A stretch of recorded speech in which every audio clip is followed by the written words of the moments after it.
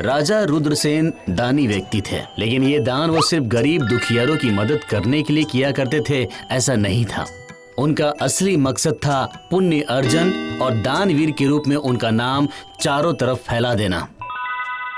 देखो मंत्री, राजा रुद्रसेन दीन दुखियारों को दान नहीं करते, ये बदनामी सुनने के लिए मैं तैयार नहीं हूँ। देखो, अगर मेरा नाम नहीं होगा तो फिर किस वजह से ये दान धर्म करूँ मैं? जाओ मंत्री जाओ, अब ब्राह्मणों को अर्थ वस्त्र वितरण करने के लिए जल्दी आयोजन करो। उसी राज्य में श्री हरि नाम का एक ब्राह्मण रहता था। योग साधना में वो ऐसी सिद्धि प्राप्त किए थे कि वो किसी के भी मन की बात को आसानी से जान सकते थे। जिस दिन राजा रुद्रसेन ब्राह्मणों को दान दे रहे थे, उसी दिन वहाँ हाजिर हो गए श्री हरि। क्या हुआ, कोई बाकी रह गया क्या? कोई भी खाली हाथ नहीं जाएगा। जय हो महाराज की जय हो। तो फिर सब लोग खुश तो हो ना? आप जैसा दानवीर इस दुनिया में कोई भी नहीं है महाराज। आपके दान धर्म का नाम हर देश में फैल चुका है महाराज, जिसकी सब जय जयकार करते हैं। लेकिन ये क्या, आपके हाथ खाली क्यों है ब्राह्मण?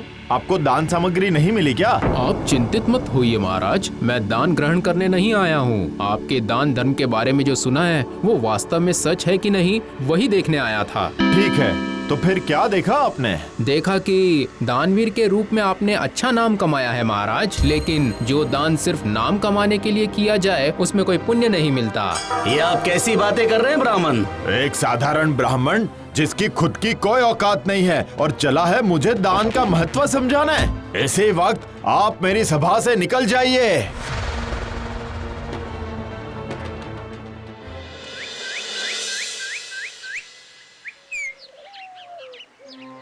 राजा रुद्रसेन से अपमानित होने के बाद ब्राह्मण श्री हरि कभी ये गांव तो कभी वो गांव घूमते घूमते एक दिन माधवपुर गांव में आकर हाजिर हो गए।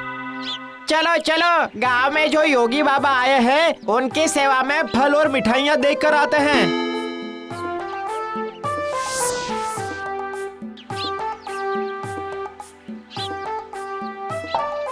तुम्हारे प्यार और अतिथि भाव ने मुझे मुग्ध कर दिया है। आप यहाँ आए हैं इसलिए हम सब धन्य हो गए हैं बाबा।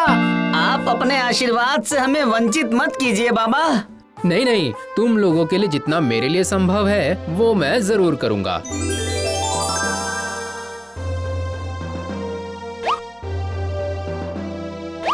आखिर इस ताबीज से क्या होगा बाबा? ये धारण करने से शरीर और मन में सुख शांति कायम रहेगी। वाह वाह। लेकिन हमारे रामनाथ का क्या होगा?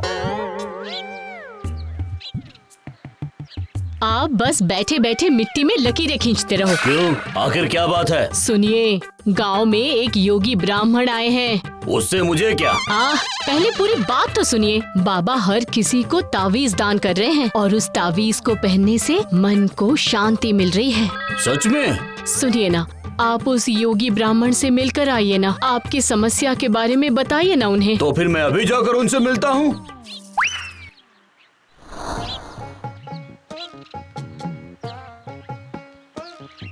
क्या तुम मुझे कुछ बताना चाहते हो? बोलो, निसंकोच होकर बोलो। बाबा, आप मुझे सिर्फ इतना बताइए कि मेरा दुख कैसे कम होगा, बस इतना ही। ठीक है, तो फिर इस ताबीज को रख लो, जरूरत पड़ने पर यही तुम्हारे काम आएगी। अगर तुम चाहो तो इसे महाराज के पास ले जा सकते हो। महाराज के पास जाकर मैं भला क्या करूँगा? आखिर खामखा वो मुझसे मिलने क्यों आएंगे? नहीं, वो जरूर मिलेंगे। वो काफी दान धर्म करते हैं। उनसे जाकर कहो कि ब्राह्मण का दान किया हुआ इस ताबीज के बदले तुम्हें जो चाहिए वही देने के लिए। उसके बाद ही देखना क्या होता है। मैं जो मांगूंगा वही मिलेगा? फिर तो महाराज के पास जाना ही होगा। पहले महाराज, उसके बाद बाकी सारा काम।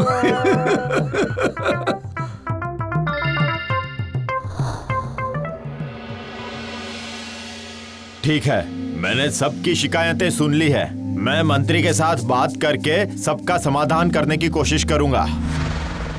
आज की बैठक यहीं खत्म कर दें क्या महाराज? हाँ, अब मैं आराम करूंगा। लेकिन अब मैं क्या करूंगा महाराज? अब तुम्हें क्या चाहिए? क्यों, अब तक तो तुमने कुछ भी नहीं बोला। अभी अभी बोलता हूँ महाराज। दरअसल मेरे पास ब्राह्मण का दिया हुआ एक कीमती ताबीज है। उसके बदले आप अगर मुझे कुछ दे दें तो अभी के लिए मेरा काम हो जाएगा। ठीक है, मैं तुम्हारी ताबीज ले लूंगा। बोलो उसके बदले तुम्हें क्या चाहिए? मुझे तो सोना, हीरा, जवाहरात सब कुछ चाहिए। आखिर क्या मांगू? महाराज तुम्हारी इच्छा जानना चाहते हैं, बोलो। महाराज चाहता तो मैं बहुत कुछ हूँ, लेकिन ताबीज के वजन का सोना मिल जाए तो बहुत है महाराज। ठीक है, यही होगा, पर मैं ये दान भरी सभा में सबके सामने करूंगा। सबको अगर पता ही नहीं चलेगा कि मैं इतना दान करता हूँ तो फिर दान करने का फायदा ही क्या है? क्या सही कहा ना मंत्री? बिल्कुल सही कहा महाराज। मैं कल सुबह ही आयोजन कर देता हूँ।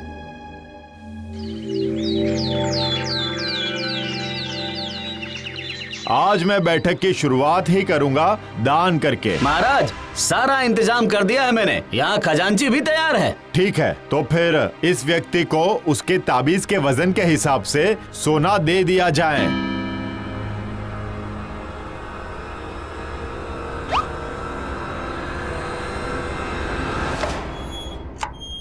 ताबीज का वजन कुछ ज्यादा मालूम पड़ता है और थोड़ा सा सोना देने से बराबर हो जाएगा।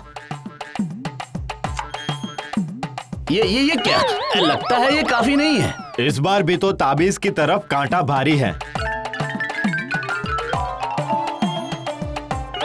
सोना तो वजन में कम पड़ रहा है महाराज, अभी भी ताबीज का वजन ही भारी है। ये तो अजीब बात है, आखिर हो क्या रहा है? ये क्या? मेरी मांग पूरी करने के लिए तो आपकी हालत खराब हो रही है महाराज। नहीं, अरे मंत्री, अब क्या किया जाए? अगर ऐसा ही चलता रहा तो पूरा कोषागार खाली हो जाएगा। एक उपाय तो जरूर निकाला जा सकता है। फिलहाल ये नाप तोल का काम बंद करना पड़ेगा।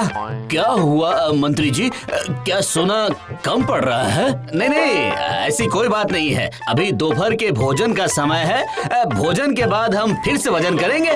ठीक है फिर। महाराज की मेहमान नवाजी का इंतजाम कुछ बुरा नहीं है, लेकिन सोना वजन करने का सिलसिला कब शुरू होगा पता नहीं। ये देखिए, इसीलिए तो मैं ये तराजू लेकर आया हूँ।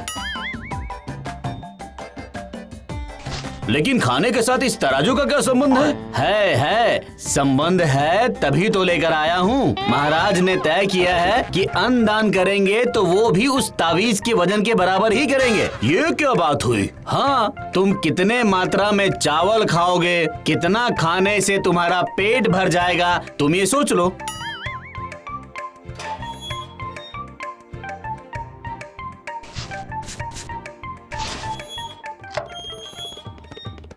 ये देखो, हो गया। 1 पाव चावल तराजू के एक तरफ रखने से ये ताबीज के बराबर का वजन हो रहा है। ठीक है, तो फिर इतना ही चावल बनाने को कह देता हूँ फिर।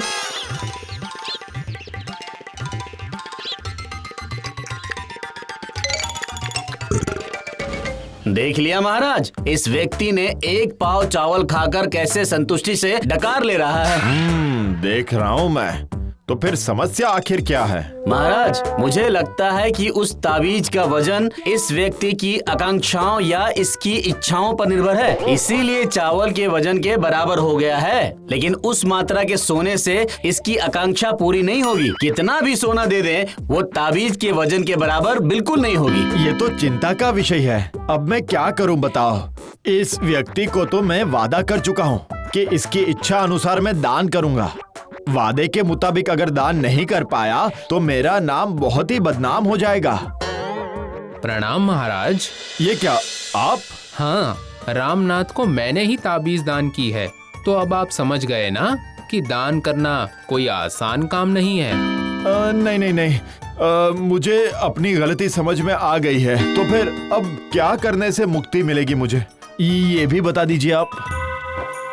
रामनाथ, तुम्हें जो ताबीज दी थी मैंने, वो कितनी काम की है वो अब तक तुम जरूर समझ गए होगे। आप क्या बोल रहे हैं बाबा, मुझे तो कुछ समझ नहीं आ रहा है। तुमने खुद ही देख लिया ना कि तुम्हारे इस ताबीज के बराबर के सोने की मात्रा कितनी है, और इतने मात्रा का सोना लेकर अगर लौटोगे और ये बात सबको पता चल गई तो चोर डकैत चोरी कर लेंगे, उसमें तुम्हारी जान का भी खतरा हो सकता है। ये आपने बिल्कुल सही कहा। तो अब मैं क्या करूं? मेरी बात सुनो, सोने के बदले अब से तुम हर दिन राजमहल में 1 पाव चावल और साथ में तरह तरह के व्यंजन खाना शुरू कर दो। सोना तो एक दिन खर्च हो जाएगा, पर ये इंतजाम जिंदगी भर चलता रहेगा। अच्छी बात है। तो फिर कल से मैं अपने साथ अपनी बीवी को भी लेकर आऊंगा। सच में आपके आगे स्वीकार करने में मुझे कोई शर्म नहीं है। ब्राह्मण दान के आगे मेरा दान तो कुछ भी नहीं है। आज से मैं और नाम कमाने के लिए नहीं, सिर्फ प्रजा के मंगल के लिए दान करूंगा।